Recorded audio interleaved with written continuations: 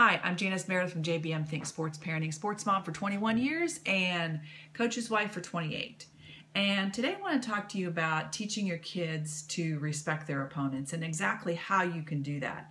You know, there's a lot of trash talking that goes on around sports and youth sports, and it's sometimes kids get a little bit overly competitive and they get a little, angry and frustrated and they take it out on their opponent.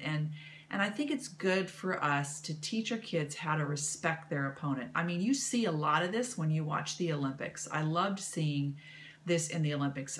Last time I watched them, I remember seeing how even when they lost, they would go over and hug an opponent and congratulate them. And I just saw lots of really awesome displays of respecting opponents. And so I think that this is something that we can concentrate on a little bit better when we teach our kids. And I think the first step, obviously, as always, is that it starts with you, parent, that you will exemplify that in how you talk about other opponents, how you talk about them in front of your kids, how you treat them. If you come home and start trash talking them and saying negative stuff, then of course they're going to pick it up and start echoing you. So that's the very first step, very basic. The second one is to take it a step beyond that, and instead of refraining from trash talk, put in positive talk. Notice something positive about an opponent. Man, that guy's got a sweet shot, or oh wow, she can really hit the ball. Maybe make it try to make it a goal to say something positive about an opponent at each game. Just try one thing at each game, saying something positive about an opponent, so that you just start working on this habit of respect for your opponent.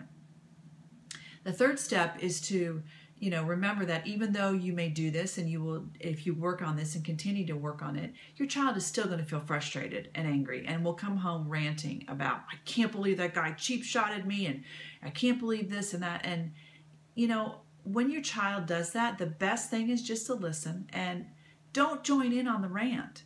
Don't echo as like, I can't believe that player was so awful. Why did, and just really echo everything he's saying and confirm all his negative thoughts. Don't do that. Just let him rant or let her rant, and then let it be. You don't need to add to it. And then the fourth step, I would say, would be, at the end of the game, and this kind of always is a joke to me, that they always go, good game, good game, good game, good game. It sounds like a bunch of bees buzzing, but they all slap hands in good game. And you wonder if they really even know what they're saying, or do they really mean it? So maybe just have a conversation with your kid and talk about, what does that really mean when you do that? When you go good game, what are you really saying? Do you really mean it when you're doing it?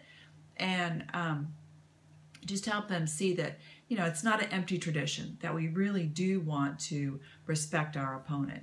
And the best champions that you're going to see on TV and in college and pro sports and in the Olympic sports are those that can show respect for an opponent, that can go up after a game, even when they lose, and congratulate and hug their opponent, that has appreciation for someone that works hard against them.